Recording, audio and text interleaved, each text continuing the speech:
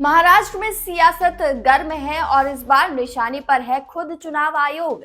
Voter list में धांधली के आरोपों को लेकर विपक्ष ने बड़ा मोर्चा खोल दिया है।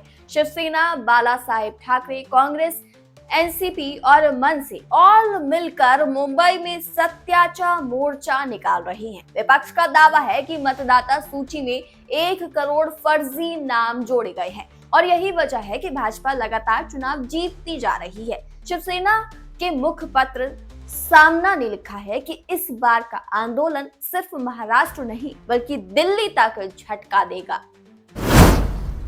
महाराष्ट्र में विपक्षी दल अब खुलकर चुनाव आयोग के खिलाफ सड़कों पर उतर आए हैं। शिवसेना यूबीटी के नेतृत्व में विपक्षी दलों ने मुंबई में एकजुट होकर विरोध मार्च निकाला है। इस मार्च को नाम दिया गया है सत्याचा मोर्चा। इसमें उद्धव ठाकरे गुट की शिवसेना, शरद पवार की एनसीपी, कांग्रेस और मनसे शामिल है। सामना के संपादकीय में कहा गया है कि संयुक्त महाराष्ट्र आंदोलन के बाद पहली बार सभी दल लोकतंत्र और संविधान की रक्षा के लिए एक साथ आए हैं। शिवसेना का दावा है कि इलेक्ट्रॉनिक वोटिंग मशीन से लेकर मतदाता सूची तक हर स्तर पर घोटाला हुआ है। संपादकीय में लिखा गया है कि 2014 से भाजपा की जीत का असली कारण यही मतदाता सूची में हुई धांधली है। शिवसेना यूबीटी ने बताया कि महाराष्ट्र में करीब 60 लाख से ज्यादा नए मतदाता 2024 के लोकसभा चुनाव के बाद जोड़े जाएंगे। नासिक में करीब 3.5 लाख और ठाणे के दिवा क्षेत्र में 17,000 दोहरे मतदाता पाए गए हैं। विपक्ष का आरोप है कि चुनाव आयोग जानबूझकर इन गड़बड़ियों पर आंखें मूंदे बैठा है।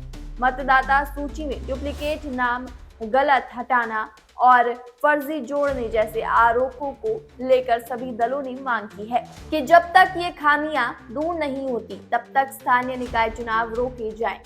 इस बीच एनसीपी शरद पवार गुट के विधायक रोहित पवार के खिलाफ फर्जी आधार कार्ड बनाने के मामले में एफआईआर दर्ज की गई है। आरोप है कि उनके नाम से किसी ने ट्रंप के नाम पर फर्जी आधार कार्ड बनाकर फर्जी वोटर रजिस्टर करने की कोशिश की। इस पर शिवसेना यूबीटी ने सवाल उठाया कि अगर रोहित पवार पर कार्रवाई हो सकती है तो चुनाव आयोग पर क्यों नहीं, जिसने लाखों फर्जी नाम लिस्ट में जोड़ दिए। अब देखना ये होगा कि क्या ये मोर्चा चुनाव आयोग तक अपनी बात पहुंचा पाएगा या फिर यह आंदोलन भी महाराष्ट्र की राजनीति में एक और सियासी शो बनकर रह जाएगा। महाराष्ट्र की राजनीति में चुनाव आयोग पर सवाल उठाना कोई नई बात नहीं है, लेकिन इस बार पूरा विपक्ष एक साथ खड़ा है। क्या ये एकजुटता वाकई दिल्ली तक झटका देगी या फिर हवा में रह जाएगी?